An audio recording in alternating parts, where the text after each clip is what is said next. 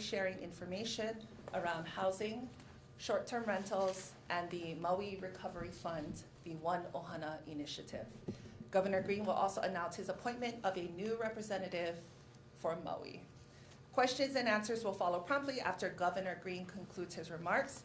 Without further ado, it is my great honor and pleasure to welcome Governor Josh Green to the podium.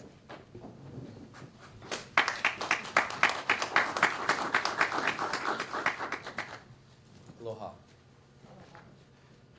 Situated here.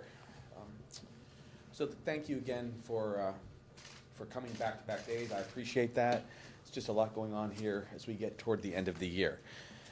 So first I'm going to speak about Maui. We're going to have an update, and the slides are meant to actually kind of go along with this update. So this is our update, really a status report on our recovery efforts. So let's advance to the next slide.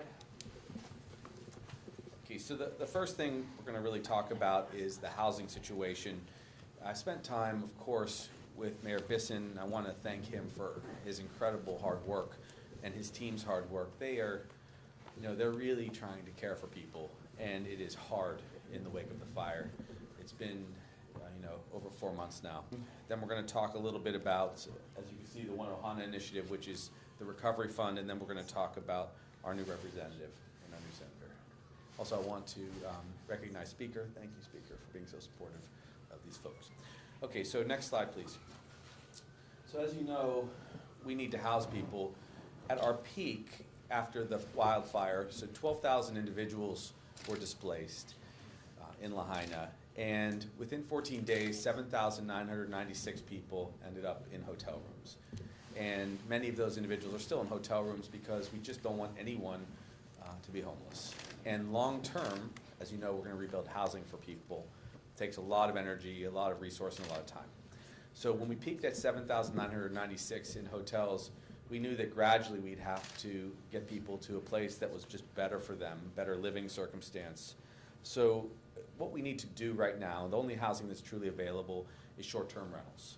So phase one, as you can see from this slide, is to engage 3,000 short-term rentals, move them over into a long-term rental position, and help individuals be there for 2 years while we build Ohana units, like ADUs, while we build transitional housing, while we build actually permanent housing. So how do we do that? How do we get 3,000 short-term rentals to convert to long-term rentals? Well, it's not easy because many of them had bookings. Also, the amount of money that people pay for short-term rentals is extraordinary as opposed to what people actually get for regular rent. And this, if I may, is simply a problem. It's a problem that has to be fixed. But in the aftermath of a tragedy, it's not something you can just snap your fingers and fix. So a couple things are happening. One, today, there's the second reading on a bill over at the County Council on Maui. They have proposed, with the mayor behind it, they've proposed to give people tax relief, to give them property tax relief so that for a period of time, I believe it starts at 18 months, they won't have to pay any property taxes. And that could help people to the tune of thousands of dollars per month be able to afford to convert over to long-term rentals.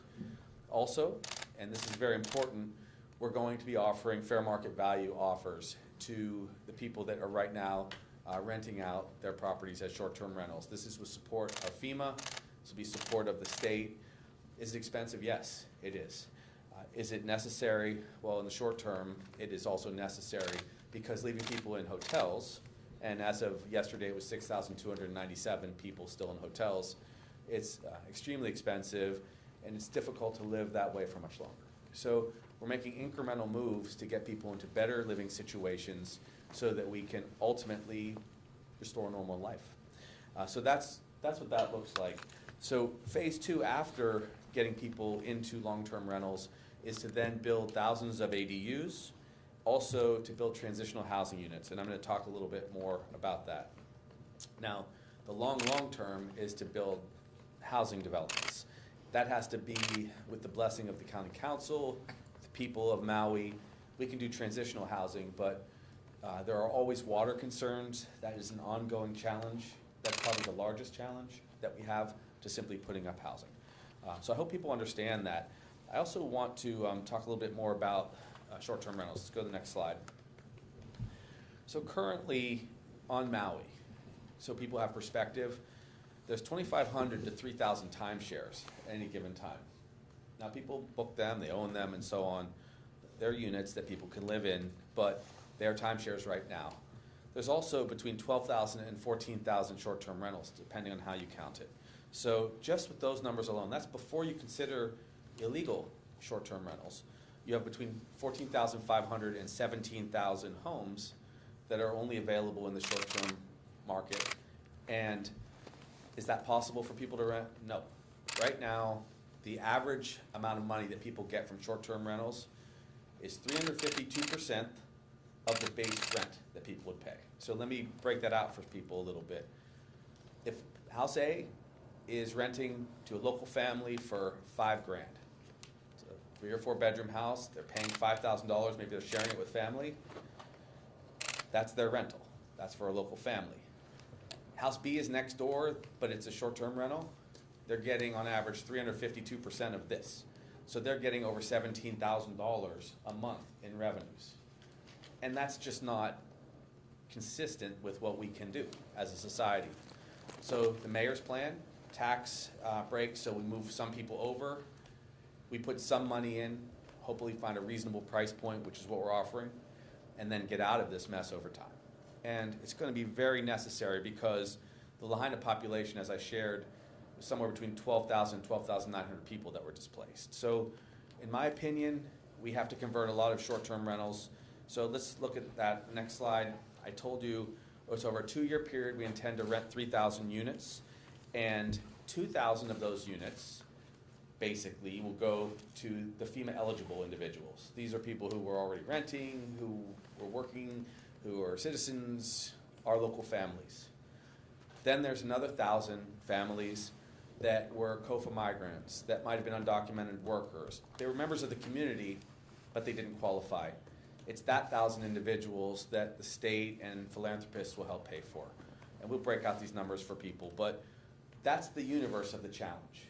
And until we convert 3,000 units or get them into the market, we're going to really struggle and people will still be in hotels. So over the course of the next couple weeks, you'll see a lot of movement. On Monday, this past Monday, FEMA, Bob Fenton, who's been a great partner, sent out 13,000 letters to short-term rentals all across the county, telling people, we're here to basically offer you what you got paid in the previous year, and you're going to benefit presumably from this tax break. So there is no reason at all for people not to take this opportunity up, provided they want to be a helpful part of the solution. It will cost us resources that we have set aside in the budget, which will be going into deeper detail on Monday. It's necessary. It's necessary. So you'll see that. We'll see what happens over the course of this week. And also after January 1, we'll see exactly how many offers we have. We already are working with our Department of Human Services. We're working with CNHA. We're working with so many partners. Let's actually look at that next slide. The basic partnerships are County of Maui, of course. They're doing yeoman's work. State, Department of Human Services. I authorized essentially $40 million to both build and rent for those who are in that category of 1,000 people. And then FEMA, Hawaii Community Foundation, and their generosity, they've raised well over $100 million. Maui Economic Opportunity, Council for Native Hawaiian Advancement, and the People's Fund. I was on the phone just this morning texting back and forth with The Rock. They've raised tens of millions of dollars. It's incredible what people are doing. But even so, we still have to get some of the short-term rentals, and that is absolutely fundamental to any solution we're going to have if we want to give people a dignified space to live in for these next 2 years as we build housing. So one more slide there, I believe, a shared arrangement, the logistics of this. There you can see it. We need 2,000 units, which FEMA pays 100% for. They have multiple mechanisms to do that. We come up with 1,000 units. We all pay fair market value to the best of our ability, and that's fair market value of what people got the previous year. We're being very generous, and I understand this could cause a ripple effect that people are worried about in their regular rentals, but this is an emergency. We are going to continue our prohibition on evictions, and the Attorney General is going to be very serious about that. So people should not get the idea for 1 second that they can evict some nice family that's been paying $3,500 rent and then suddenly enter this program. That's not how this is going to work. Won't be easy, but people have to be thoughtful and kind. The transition gradually has to be away from short-term rentals to a large degree. And then, of course, I mentioned the cost share and philanthropy, had very, very good discussions with Hawaii Community Foundation, and they, of course, are generous to an extreme. They will support this program. Finally, the cost. The cost is going to be dependent on our total home engagements, how many homes we get. And I will say this, as we build houses, as we build ohanas, we'll be able to let people move into their permanent housing. And that's very important, because over time, that's the right thing to do. Even sharing the cost on short-term rentals, even though it's a lot less expensive than hotels, it's still costly, and we're mindful of that. It's better that we solve this housing crisis and actually build homes. In the coming years, of course, we're going to have a lot of support from HUD. That's going to be a consideration all the way. Now, here's the consideration for the owners. The next slide. Fair market value, like I said, was up to 352% compared to previous years. And I'm hopeful people will come in and offer their properties for significantly less. It's important. This is very important. With the waiver of property taxes, they should be able to be generous. But I do want to be blunt here. If we don't get people stepping up, I'm going to drop the hammer on short-term rentals that aren't able to be used for our people. It's just not okay that we don't have housing for our local people. And so I will propose a moratorium on short-term rentals through emergency rules. I'm sure we will face litigation, but I will do it if we don't get 3,000 units for our people who have been living in hotels. Because it's not civilized to make people wait to get housing after they've lost their home in a fire. That may be viewed as fairly controversial, not from the perspective of someone who's got a family of 5, 6 people and they've been living in a hotel room. They need to be helped. So I'll do that if necessary. Okay, so that was the first thing I wanted to share. I'm sure there are going to be questions. We'll do it at the end if you don't mind. Next, let's go to the next slide. So the One Ohana Initiative. Let's bring our families together. You guys know what I'm talking about. So phase 1, the Maui Recovery Fund. Now, the Maui Recovery Fund is meant to do really one thing. It's helped to alleviate the suffering that has occurred for families that have lost a loved one or who have been hurt by the fire, physically injured. We now have $162.5 million committed, and these funds will be distributed for those who choose it, 1,000% optional. For those who choose this path, we will compensate them through just an agreement so that they don't have to wait for lawsuits. It would be approximately $1.5 million per victim that lost their lives to go to the family. There should be extremely low, if not no, legal fees for them to face, because it's going to simply be a validation that they lost a loved one, and then we'll make that money available to them. And I'm having ongoing meetings with families. I was there last week in a touching 3-hour session where people did share both their housing concerns and, of course, what they went through when they lost their mom or their sister or their uncle or a child. I'm also going to be there tomorrow for 3 hours to be with families. I'm going to keep doing this until people understand just what's available. And it is totally okay if a family chooses not to take this offer. Whatever, as I've shared with the families themselves, whatever they choose is right. It's that simple. It's not what is offered, it's what they choose. If they want to do a settlement for this part of their loss, that's good for them. If they don't, it's okay. The reasons, why do you do this kind of thing? Well, there are several reasons. One, we will start this process formally on February 1st, and in the course of 3 to 4 months, people would get the $1.5 million per lost loved one. They wouldn't have to wait to go through lawsuits, and they won't have to hire attorneys, except maybe to help them with the paperwork, which we'll also have pro bono attorneys available. I would much prefer that people, if this fits their life, go this way, because they won't wait 3 or 4 years in court. They won't potentially have 30 or 40% of whatever settlements they have spent on the settlement fees that go to the legal community. And I'm not trying to be mean-spirited about lawyers. I'm trying to say that families who have suffered in Hawaii should get the resource. If they're going to get a much better deal long-term, they should take it. I mean, that's fine. But I want to make sure people have a chance to heal sooner, and they'll be able to get the settlement wrapped up really quickly. The next slide tells you a little bit more. There's some details I think people find interesting. Our fund administrator, with great support, will be retired Judge Ron Ibarra. He's offered to do services pro bono. Ron was a judge on the Big Island for many years. He retired a year ago.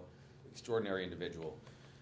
The directors of protocol, which we've already written, could share with people in the coming weeks, are Ken Feinberg and Camille Byros. And Ken Feinberg is a legend in the legal community on these kind of matters. He handled the 9/11 fund, also working pro bono. The administrative support will be offered by First Hawaiian Bank, and the initial fund contributors to date are the state of Hawaii, with our commitment, Maui County, HECO, Kamehameha Schools, and we were pleased to be joined by Hawaiian Telcom yesterday afternoon. There are some others that may join ultimately. There have been discussions with other parties. I'll wait to name them as they decide whether they want to be a part of this or not, because if someone does choose this relief fund, this recovery fund, the deal will be they'll sign a release from litigation. Again, only if it suits the families as they go through this process. So those were the main things I wanted to share on the fund. Please keep in mind that it could take a really long time for people to go through the process of healing, and then there's going to have to be settlements on loss of land, loss of business. So my overall approach is to help us heal as a state. So as we clear out the land and the debris, which goes in the next 6 to 9 months, we also will help people if they choose to settle. And from that point on, we can turn our focus to rebuilding.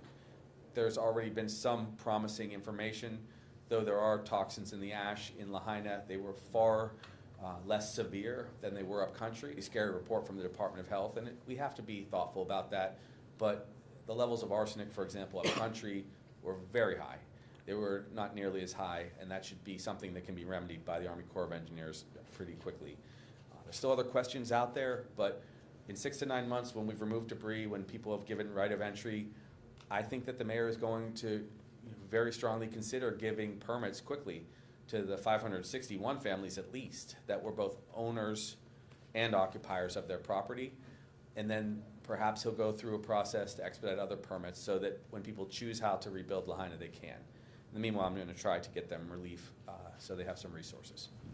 Okay, so that's what I had on that fund. And now I get to kind of the, I guess the more fun part of this, because that all sounded quite harsh, as people have been struggling, and that's to announce my next state representative colleague. And so I'm just really excited to announce right now, and come up with me, Tyson Miyake, who is succeeding Troy Hashimoto, who served very passionately and as a terrific state representative who elevated to the state senate here in I should say moved, not elevated. Forgive me, Speaker. Yes, moved, replaced. As Speaker says, downgraded. So we'll let that play out. But we are just, we love our Speaker, and then to have a new colleague for him in Troy, in Tyson is special. A couple words about why we chose Tyson. 3 great options this time, as we've had before. Tyson, great person, educated in Maui, then ultimately went to the mainland for college, and he's done a business degree. He knows about construction. He knows about building. His family's been prominent in that industry. That's one thing that was terrific about him. 2, during the COVID crisis, Tyson served in extra to that, because I was calling him on many occasions and speaking with their team. He was terrific during COVID as he worked in the previous mayor's administration, Mayor Victorino. So he came very well recommended. He has relationships already throughout the legislature, so he'll be able to hit the ground running. And in many ways, he and Troy are going to be 2 of the foundational leaders, I'm sure, this legislative session. As much of what we talk about is going to be focused on Maui's recovery. So without further ado, I thought what I would do is call also up, if I may, Troy. He might say a word or 2 about Tyson, and then we'll let Tyson tell you a little bit about himself. Thanks so much, Governor, and it's great to be here to share in a special day for a friend. I remember when I got appointed back in 2018, and you never forget that day. And so I wanted to be here for Rep. Miyake and make sure that he is able to start off right. I think I first want to thank the governor because he moved through this process very expeditiously to make sure that Maui had representation both in the Senate and now in the House, especially as we gear up for this very, very critical legislative session. So I look forward to having a great partner. I've known Tyson for many, many years. He'll be a great addition to the Maui delegation. And I think, as I said before, we have a lot of work ahead of us, and I think all of us are going to have to be lifting the work ahead of us for all of Maui. So thanks, Governor, for this great pick, and welcome Tyson to the legislature.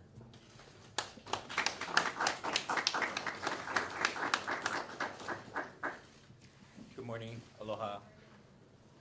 I'm humbled and honored to be selected to serve. I want to thank Governor Green. I look forward to working with Governor, Speaker Saiki, and my new colleagues in the legislature to move Hawaii forward and most especially rebuild a resilient Maui. Thank you.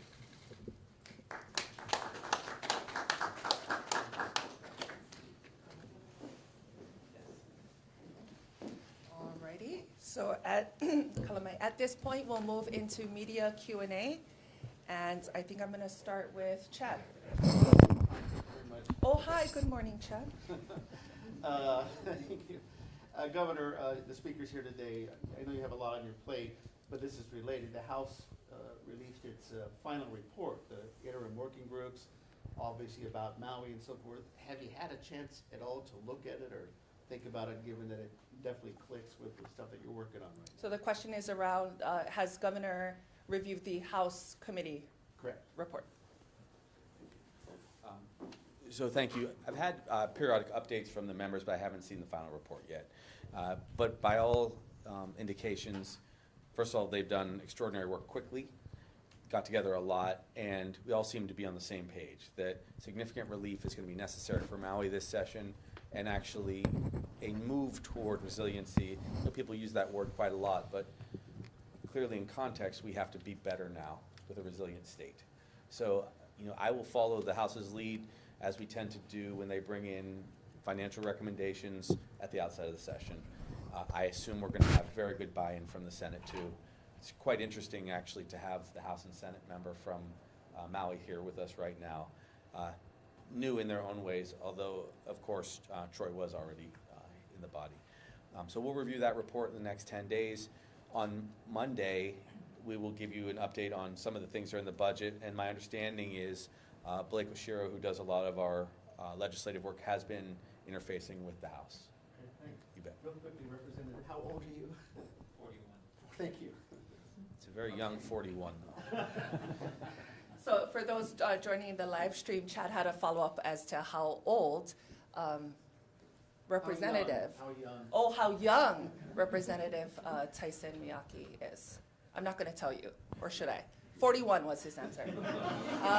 We'll move to Daryl with Hawaii News Now. Governor, to clarify the amount of money that's, just for your benefit, I'm going to ask about the amount of money that these STRs are going to be costing, because there's a number of different explanations. I want to get it nailed down. Okay, we could also. Just one question on that. Go for it. Governor, when you say that the federal government is going to pay is offering the amount that someone made last year, that's specific to their tax reports and all that they have to make, as opposed to the big button numbers that were put out earlier, the 5, 7, 9, 11 numbers. So what I want to get clear is, what are we going to be paying for these SDRs? Is it, in all cases, exactly what they made the prior year? So Daryl is seeking clarification on the dollar amount that we're going to be paying for these STRs. Yes, okay, so, good, I appreciate the question. So, for clarification, again, there's kind of two subsets of what we're paying for the short-term rentals. On the federal side, they are going to take responsibility for what they already are committed to, which is individuals who qualify in all ways. Citizens, they've been working here, they lived in the area. That's very important, because some people were getting benefits And we found later that they had a second house or that they didn't actually live in Lahaina. So that's getting sorted. So our universe of families is a little smaller than original. So there's that program that they're doing, and I'll break out these numbers, and then there's the program that DHS is doing. In order to try to simplify and get the ball rolling, we went for average amounts that people were getting for a efficiency or a 1-bedroom, a 2-bedroom, a 3-bedroom, and a 4-bedroom. That's where the numbers were essentially like 5,000, 7,000, 9,000, 11,000 for some large houses. It turns out, and I did think to print this report, so it turns out that the average, the median on the state side, the Department of Human Services side, for units was, here's the magic number, I believe, it was $6,341 per month. That was the average through the Department of Human Services program that they've launched. So that's also called the Rental Assistance Program, DHS RAP, Rental Assistance Program. So we're going to do what we can to get the average that they got the previous year, and we have a lot of records on that. And the negotiations that the federal guys are doing also is meant to do that. So it should come in, that's of course for the average based on this initial cohort that went in. The larger units, of course, cost more, but they can also house a lot more people. The reason, again, that this is a sensible investment from our perspective is, number one, people want to stay on Maui and have their lives, and two, the hotel room rates, as you know, and we're so thankful to the hotels who stepped into the program, the 40 hotels, are much higher. And so we were seeing costs as high as, once you added food and services, you know, $350, $400, $500 a day for some facilities, and that pencils out more than twice this cost. So we're finalizing these details. We'd like to do them in mass when we have an opportunity to get, if we can, say a whole building, or people who do a whole timeshare company will do that. If we get fortunate and get, say, extra help from Airbnb, which is what our human services team is doing, we'll go with a large number of units. We've asked them to waive any of the cancellation fees, which we can do under the emergency proclamation, because otherwise it's pretty high. And I know that a lot of people were having difficulty with this proposal because they already had individuals that had gone to contract to rent a short-term rental throughout the year. But at the end of the day, housing our local people is more important, and that's why we, instead of trying to undercut the market, which we felt would not be effective, we're just trying to make sure we get the housing up now. And the faster we then subsequently build, the more quickly we'll be able to get people into permanent houses. Follow up on that. So can you give us a general idea of how many people have come, how many STRs have come forward? And also on this moratorium issue or on the eviction issue, your emergency order says that you can't evict someone for their failure to pay rent. So is it really illegal for these people to evict someone because they can get more rent from somebody else? I'm just wondering whether you have to tailor that order better. Yeah. And why not, why wait on the moratorium? Why not just do it?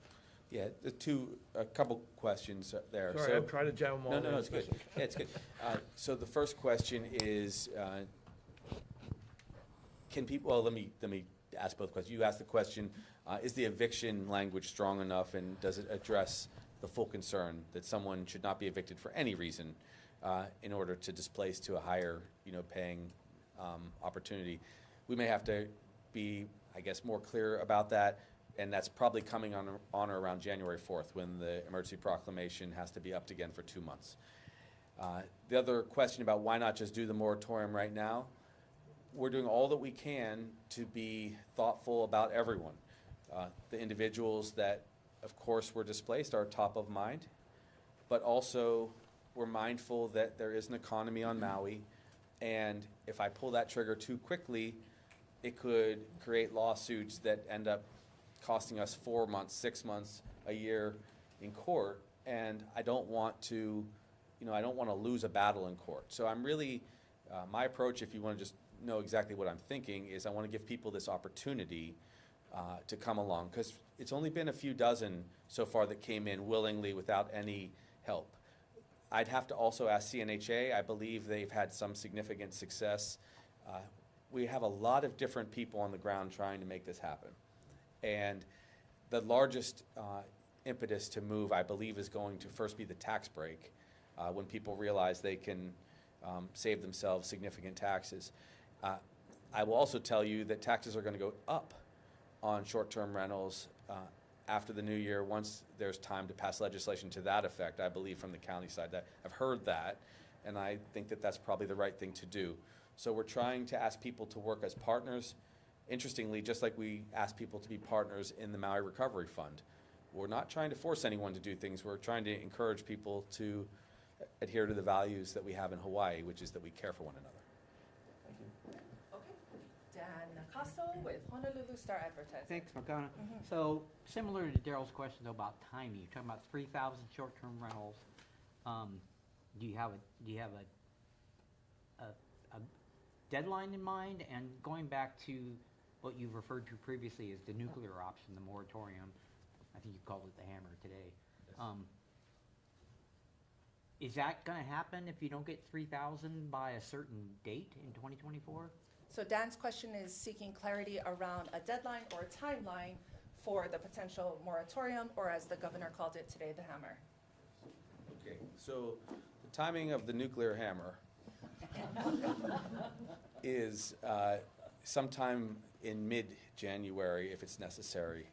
I was asked by leadership at FEMA and at the county to give them a little time through the new year to succeed. Obviously, the tax break hasn't even, I don't believe, been fully voted forward unless it happened in this last half hour. So we'll have news about that today, I think.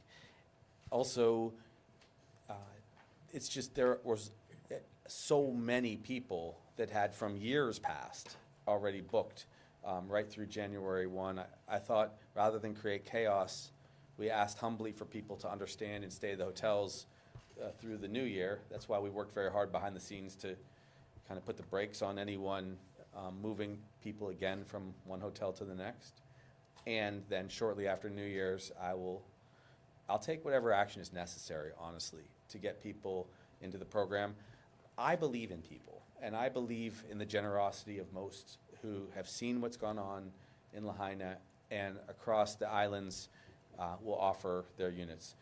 We do have a lot of units offered in other islands, but we really want to focus on Maui. In fact, even on West Maui, because mostly it's teachers and people with kids that are going to the schools. We're building a new school, as you know. We want people to have that option. So it's going to take a few weeks. We will get extensions if we have to, but February 10th is one of the fairly hard deadlines that exists with FEMA. That's when their full supported hotels, the non-conjugate sheltering, the hotel sheltering, technically begins to go away, and then the costs come more fully to the state. So we're motivated. We're motivated to get people mostly into a place where they have a kitchen and maybe a yard, space for their keiki. But we're also motivated by the long term, because I want our dollars to be going towards permanent housing rather than recovery housing where we can. Yes, go ahead, and you'll repeat the follow-up. So Governor, you generated a lot of news when we quoted you saying moratorium is a possibility. Did the letter from Bob, the FEMA letter to 13,000 owners, does it mention moratorium, or does it just talk about the carrot of the tax breaks and the higher than market rate? Well, thank you. So the question was, does the letter mention that? No, the letter focuses on the positive, which is an opportunity to get the tax break and to get this competitive rate, which is quite generous. But I think one of the purposes of having these press conferences, and to say it a few times, is that people need to know what's coming. And I don't want it to catch anyone by surprise. I don't even want to put too much of an onus. It's not a moral question on short-term rentals. It's simply a question of inventory. All across the state, we have a shortage of housing. All across the state, we have thousands and thousands of short-term rentals. And we can only build so fast. So we're going to have to take this issue up. And Bob is being very nice when he makes these offers, and the president's been very generous in support. But it's my job to kind of take the hard position if our people aren't being cared for. And so that's what's coming. And it's going to come swiftly in the new year if need be, because in talking to families, there's a lot of extreme stress. Some of the mental health challenges are a result of crowding in hotel rooms, and you can see it on their faces and you can hear it in their voices. So January is the month to get a lot of units for people, and I'm willing to go down any road that makes itself available. I'd even be willing, if I have the blessing of the legislature, to make acquisitions if they were fiscally sensible. But there's not a lot to acquire. It's not easy to do that. So I think that this transition from short-term rentals to long-term rentals, followed up by building Ohana units, which you're seeing a lot of those programs recommended, makes the most sense. We also want FEMA, in addition to our building, we want FEMA to build, and Senator Schatz and I have spent significant amounts of time talking about that. So we'd like FEMA to also do what they can to build transitional housing, because I think that the full rebuild is going to take well more than 2 years. It's probably going to take 5 to 10 years once you talk about all of the different families. And we can get into that, I guess, subsequent interviews and press conferences. For the next, 60 days, our focus is on getting short-term rentals to people in the form of 1 and 2 year leases. Bryce, KHO2. Thank you. If it does come to that moratorium point, will those owners still receive the benefits of the incentives that are being offered to them now? Yeah, great question. Okay, so the question is around if the moratorium comes to, will the owners still receive the benefits currently? And also, do you personally expect to reach that 3,000 number? And does he expect to reach that 3,000 number?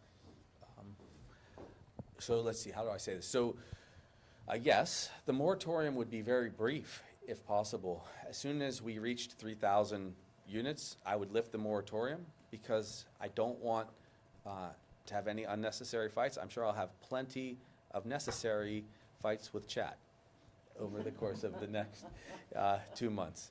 But the unnecessary fights are fights over resources when we have it there. So people would still be able to jump into the program. They would be able to get the tax break. In the bill, if you read it carefully, there's a window of opportunity. If you go soon, if you go quickly into the mayor's plan and the county council's plan.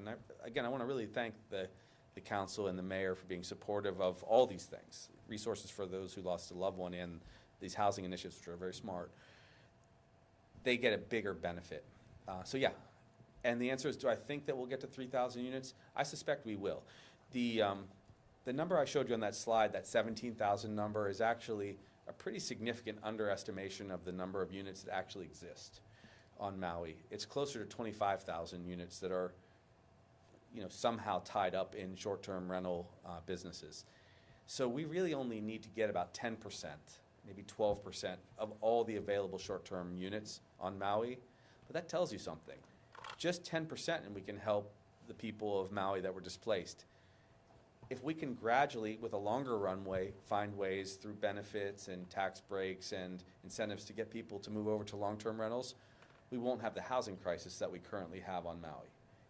That is now a significant part of our thinking every day. And I welcome input from the short-term rental community and, of course, the legislature. I assume they'll lead the way on this. We have to make this change. If we don't, we're going to continue to be a state that is unable to house our local people. Then a quick follow-up. At the end of those 2 years that they're staying, how many permanent homes do you expect to be built? Great question. So my internal goal is 1,000 built by the state and the county, at least, and 1,000 transitional houses or units, if possible, from the feds. And then, of course, there's the constant movement to build housing just in general. For example, I would recommend that you look at Kali Watson, our DHHL chair's plans. I believe his number was well over 1,000 units that they have planned in the next 2 years, expansion on Maui. Keep in mind, though, those of course are for the Hawaiian community. But also, we may very well, because it's already allowed, to build a lot of ADUs, or the Ohana units on people's properties. And that will help, because if you look at the profile of individuals that were renting in Lahaina, there were some large families, and then there were just a lot of people that were single individuals or couples, young people that were renting. And renting on a side property, renting amazingly out of a garage unit, renting in a house that really shouldn't have accommodated so many people. And that will really be helped by having ADUs. Okay. KITV, Kristen Concilio. Okay, so today was supposed to be the deadline, and I know it got, for people to move out of hotels, it got pushed back to the new year. Is February 10th the new deadline, or what's the new deadline on how long people can stay in hotels? So the question is seeking clarity around the new deadline for transitional housing from hotels to longer term. Well, thank you for that. Our goal is to extend as long as necessary to get people into long-term housing. It really becomes a matter of who's paying for it. And we can't let people become homeless. So there are lots of options that we have. Each one is a different circumstance for people. There are the hotels there. There are also the 1,400 units that we have statewide through HHFTC, but 800 of them are on different islands, and I think it's only fair to have people who want to stay on Maui, and that's most people, do that. And then there's all these other programs. So we do have lots of options for people, but it's really January. It's the month of January where we don't expect to have mass evictions of any kind from our program that's currently in place. We really don't want anyone to have to move, if at all possible, again. We'd like people to stay through the month of January until they can move into the now long-term rentals. There is a lot of action going on right now because of the piece of legislation and because of the obvious action I'll have to take in the new year. So I think this is going to be the right month to do it. People asked also, why didn't we do it in, say, November? It's very hard to move one entire industry off of their model and their policy position that quickly. It's difficult. My hope has been that people would voluntarily do it, and I think what you're going to see, the holiday market, it spikes and peaks, as you know, and we're sharing hotels between survivors and visitors in the first week of January. And then it gets quite quiet, so there's a lot less pressure in the month of January. The pressure is now on us to care for people, as it always has been. We also did something for the homeless community. I'd be remiss if I didn't mention, we immediately got shelter for about 160 individuals that were homeless. So we're trying to take care of everybody, but it's a big lift when you're dealing with this many people. Sorry, just to clarify, Yeah. so if you want 3,000 conversions to long-term housing, so we have more than 6,000 families in hotels, so the other half of those go to where? No, we have about 3,000 family units right now that are in hotels still. So we peaked at 8,000 people. The average family size was like 2.08 people per family unit that were displaced. So there's lots of families of 3 and 4. There are also lots of individuals. We look at family units because that's what we'll need to get into the inventory for us. So we are now, I think I shared the number, it was 6,297 people, which is more or less 3,000 families that need to be housed. Thank you. Sure. We're going to do final 2 questions, so I'm going to go Audrey and then I'll end here. Governor, have you met any people who own the short-term rentals or talked to them, and what are they, what do they want? So the question is around, has the governor met with short-term rental owners, and then what is it that they have expressed they want? I have, and some of our surrogates have met a lot with them, like CNHA, who are working with us, and DHS, Department of Human Services. Some people are very willing to rent their units, and they were just trying to get to the new year when the bookings that they've had up for a long time were no longer a challenge. They didn't know if there was going to be a clear way for them to break their contracts and not pay a $5,000 fine. So we've been working through that, so there's a lot of details. So I would say most people understand that we have to help those in Maui, and they've been appreciative of the fact that we're going to try to keep people whole, at least for this 2-year period. It's an opportunity for people to not worry about vacancies. They would be paid, monthly and be paid completely. I have had, and I just say this as a cautionary tale, I have had some people reach out and make many suggestions that they didn't want to rent to local people. And that made me very angry. Some people suggested that they didn't trust people would leave the units when the program was coming to an end. Some people didn't trust that when there were more local people who might have larger families, that they would treat the unit with respect. And that's not anything I've seen. I've seen people show great respect, even under circumstances when they've been traumatized. But we have had multiple individuals share that with us, or share with us insinuating comments that they shouldn't be forced to change their model, that that's their right to rent to whomever they choose. And I will just say this: we don't have enough housing in Hawaii. The short-term market is occupying tens of thousands of houses that we need to put into the workforce, working families like nurses and teachers, firefighters that live and work and help us through these crises. And so things have to change. And I'd like to change gradually, but if we have to shutter the system to get it going, I will. But to the earlier question that Bryce made, we'll still make it possible for people to not lose financially, because I don't want to end up in a wasteful set of legal hearings. Thank you, Audrey. Final question here.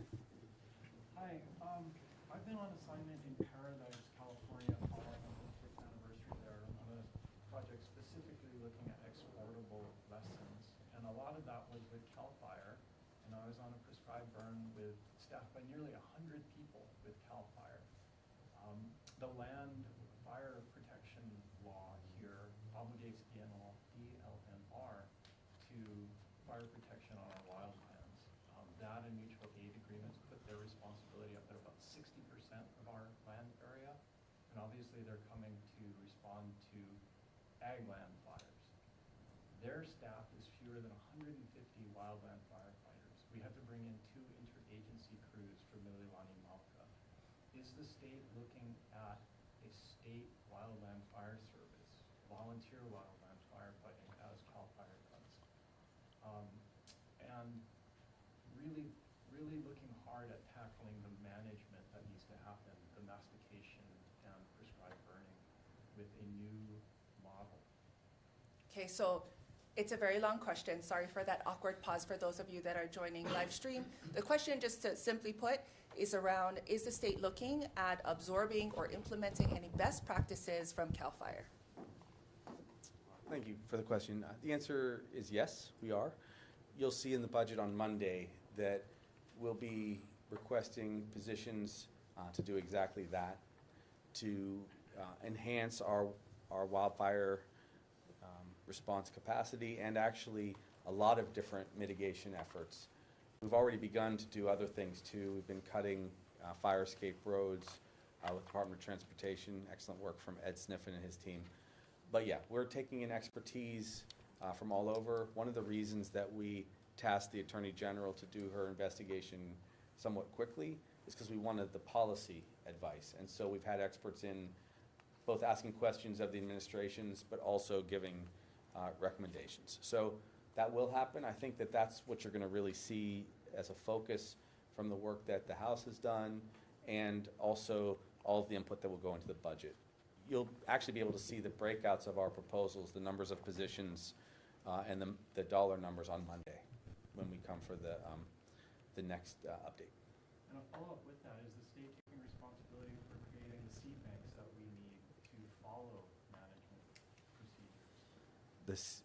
Seed banks, Seed like banks. for plants and trees. Oh, The big sorry. problem at Lahaina is that we do not have the seed banking to replant our ordinary native and endemic plants, and we're using more. Okay, let me, instead of being a speech, I'll do it as a question, okay? So, yes, so the question is, what are we contemplating as far as seed banks go and other foliage. And so, yes, the answer is that is part of what we're doing. What I'd like to do is to establish a climate mitigation fund, as we've talked about on several occasions, so that we have a steady source of revenue so that we can actually pay for all of these different plans. And I'm open to whatever recommendation the Speaker and Senate President and their caucuses come up with to generate those dollars. We will have to change how we do land management in Maui, and maybe I'll move into kind of closing comments here. We have to change how we approach land management and support for DLNR. We do need a steady set of resources from the extreme number of travelers. I think that was clear. We just have to have the right mechanism, and it has to be balanced with the number of travelers. We'll have lots of different options for us to debate. There will be significant legislation that will be proposed by all of us to find a way through to limit the amount of damage that happens to our state as we recover. But let me summarize. Today, you've heard me talk about transitioning short-term rentals to long-term rentals. We need 3,000 units. So if you're listening today, please contact FEMA and the mayor's office and offer up those units if you've got them. You'll make it much easier on all of us if you do that. Number two, we are going to offer a $1.5 million per individual settlement, and I'll continue to take input to see if we can improve that or streamline that for those who might choose it, totally optional, if that suits their families, if they've lost a loved one or have been hurt. And then finally, we have a great new state representative. Thank you, guys.